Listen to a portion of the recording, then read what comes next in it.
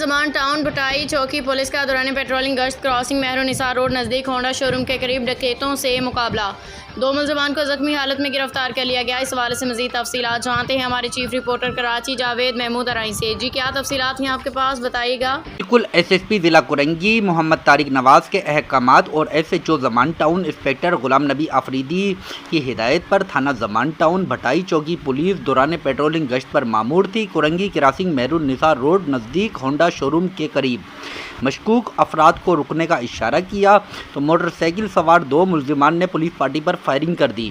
Police اور ملزمان کے درمیان 2 طرفہ فائرنگ کے نتیجے میں دونوں ملزمان کو زخمی حالت میں گرفتار کر لیا گیا۔ پولیس کے مطابق زخمی حالت میں گرفتار ملزمان کی شناخت شعیب ولد عبدالخالق اور سرمد ولد نثار کے نام سے ہوئی۔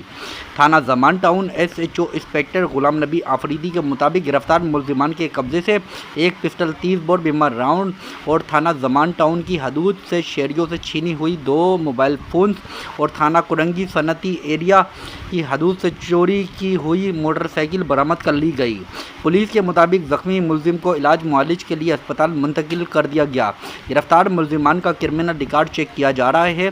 گرفتار زخمی ملزمان کے خلاف تھانہ زمان ٹاؤن میں مقدمہ درج کر لیا گیا ہے۔